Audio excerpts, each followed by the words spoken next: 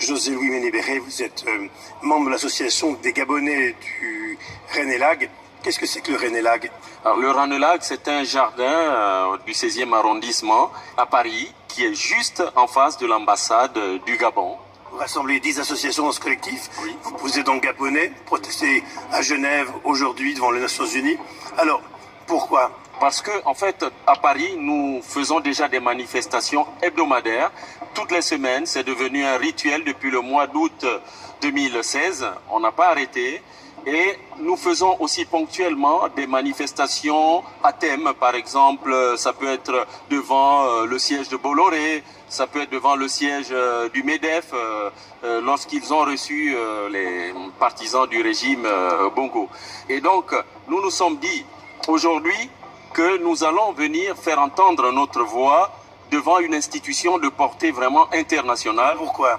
Parce que, en fait, le cas aujourd'hui, on n'a pas pu faire infléchir le régime de Bongo au Gabon. Et donc, la seule institution pour nous qui puisse un jour prendre des sanctions ciblées pour les membres du régime de Bongo, donc le régime actuellement au Gabon et qui est très controversé, pour ne pas dire même rejeté, disputé par la population gabonaise, c'est l'ONU à travers sa commission de sécurité qui peut aujourd'hui, en l'état actuel des choses, du droit international, a la notoriété et la capacité d'adopter ce type de sanctions. Maintenant, il n'y a pas eu un recours spécifique de la part des Gabonais, mais nous venons ici déjà faire entendre notre voix qu'il y a quelque chose qui s'est mal passé et qui continue à mal se passer au Gabon, en l'occurrence la violation de la démocratie, l'emprisonnement des politiciens et des activistes qui s'opposent au régime actuel du fils de Mar Bongo qui s'appelle Ali Bongo et qui est au pouvoir depuis 2009 alors que son papa était déjà de 1967 à 2009 au pouvoir et lorsqu'il est décédé, c'est Ali Bongo qui a pris le pouvoir et en 2016, alors qu'il a perdu dans les urnes, il a quand même pu se maintenir au pouvoir en bombardant le quartier général, le QG, de son challenger qui est Jean Ping. Jean Ping, c'est donc le chef de l'opposition.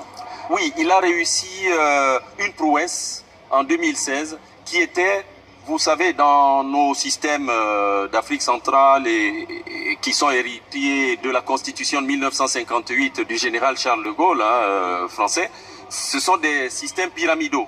Donc, c'est pas comme chez vous où vous avez un collège qui dirige de 7 personnes. Donc là-bas, l'opposition a en général tendance à travailler pour elle-même. Le but, c'est qu'il y ait toujours une personne qui arrive au sommet de l'État et ensuite il a tous les pouvoirs qu'avaient les monarques au Moyen-Âge en Europe. C'est ça l'Afrique. Bon, donc Jean Ping, pour gagner Ali Bongo Ondimba, il a réussi une prouesse qui était de ramener tous les autres opposants à faire une coalition avec lui pour battre définitivement Ali Bongo. Et cela s'est fait, la victoire s'est faite dès le premier tour. Voilà. Donc ça a été une prouesse et aujourd'hui nous le considérons presque comme président de la République du Gabon parce que dans les urnes, c'est lui qui a gagné avec plus de 66% des voix. Sauf que les chiffres ont été tripatouillés au Gabon. Je vous explique, il y a 9 provinces au Gabon. Alors que M. Ping avait gagné sur 6 provinces, Ali Bongo avait gagné sur 2, vraiment quelques voix. Il y a eu un blocage total de l'annonce des résultats. Et ce blocage a permis au régime actuel d'Ali Bongo de tripatouiller les résultats en faisant voter, écoutez bien ce que je vais vous dire, faisant voter à 99% la province du Haut-Ogooué dont il est originaire et en s'attribuant plus de 93% des voix. Et donc du coup comme ça il a pu gagner 6000 voix et battre Jean Ping. Alors ça c'est la tricherie vraiment du siècle. En plus si vous regardiez le Wikipédia 6 mois avant, par rapport au Wikipédia, du jour où les résultats ont été annoncés, la population et le corps électoral a été gonflé. Donc ils ont fait vraiment cela en professionnel, probablement avec des complicités internationales, de vrais conseillers en la tricherie électorale. Et ça a exaspéré tellement la population que les populations sont sorties dans les rues et tout ce qu'ils ont reçu en réponse, c'était des coups de fusil, des coups de couteau, des chars qui ont roulé sur les personnes et l'hélicoptère a bombardé directement le quartier général de Jamping au bazooka et après il y a eu des troupes qui sont allées au sol pour maltraiter, tuer les gens dans le quartier général. L'idée était de éteindre définitivement toute contestation et c'est ce qui continue aujourd'hui. Tous ceux qui osent parler, que ce soit des activistes, des représentants de partis politiques qui sont systématiquement emprisonnés. Et donc, nous qui vivons à l'extérieur, en France, aux États-Unis, au Canada, en Suisse, là parmi nous, là les manifestants, il y a une centaine de manifestants, il y a aussi des gens qui vivent en Suisse parce que nous avons en fait la possibilité de nous exprimer puisque nous vivons dans des nations qui respectent le droit de manifester et puis c'est des droits des pays qui ont quand même la culture démocratique. C'est pour cela que nous continuons en fait à faire entendre la voix de la population gabonaise qui, elle, est vraiment bâillonnée et sous contrôle militaire au Gabon. Vous avez demandé audience à des responsables des Nations Unies? Nous, en fait, ce que nous avons fait là, nous avons apporté un mémorandum que nous avons remis via le collectif de notre association pour que la lettre remonte au sein des instances des Nations Unies. Mais vous n'êtes pas sans savoir que en France, des députés tels que Jean-Luc Mélenchon ont pris fait et cause pour ce que le Gabon vivait. Et puis les députés de l'Union européenne aussi ont vraiment énormément milité pour que la vérité des urnes soit respectée au Gabon.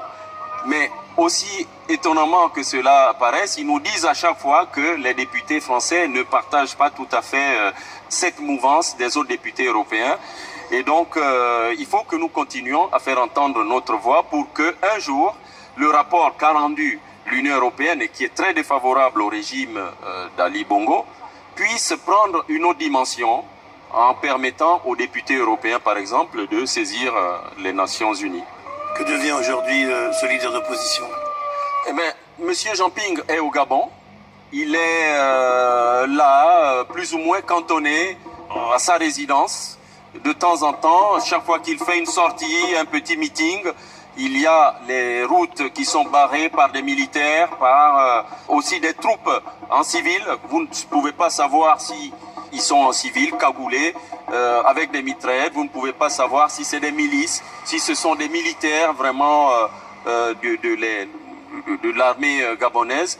Et donc qui cantonnent comme ça M. Ping à un minimum, vraiment au strict minimum de mouvement.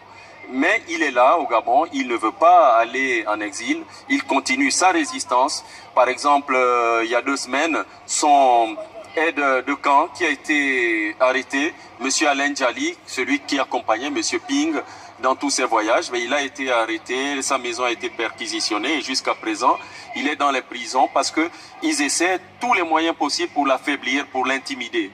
Mais il est là toujours et comme il a dit, il ne lâchera pas.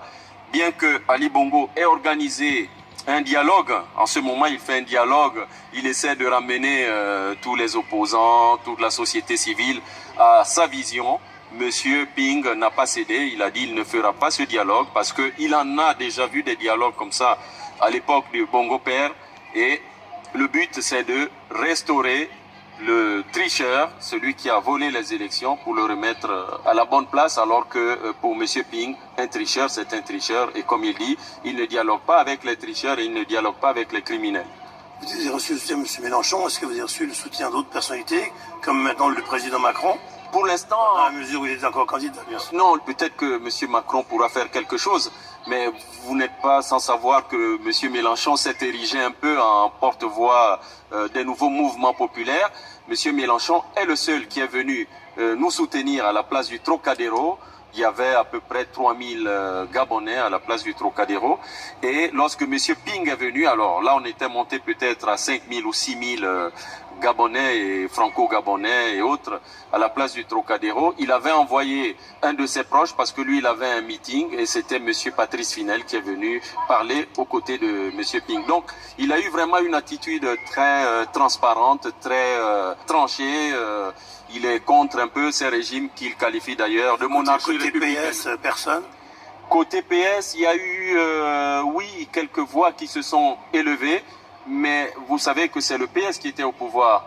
Donc, le langage était plutôt diplomatique. Au départ, ils ont dit que la victoire, par exemple, M. Valls, il a dit que ce n'était pas une victoire, celle de 2009, très nette. Et puis après, ils ont demandé que les choses rentrent dans l'ordre, qu'ils étaient pour la paix. Et puis petit à petit, ils se sont calmés, il n'y a plus de déclarations. L'ambassadeur de France, qui était donc nommé par le gouvernement de M. Hollande, a rencontré M. Ali Bongo. Donc on a compris que il y avait quelque part peut-être une nécessité pour la France de ne pas prendre parti dans le conflit électoral qui opposait M. Ping à M. Ali Bongo. Quel calendrier maintenant pour vous? Alors, il y avait un délai auprès de l'Union européenne qui permettait au régime d'Ali Bongo, puisque l'Union européenne a rendu un rapport vraiment défavorable au régime d'Ali Bongo en matière de violation des droits humains, de respect du vote, etc. Mais il y avait un délai pour avoir, si vous voulez, un dialogue conciliant. Et ce délai s'est écoulé au mois d'avril.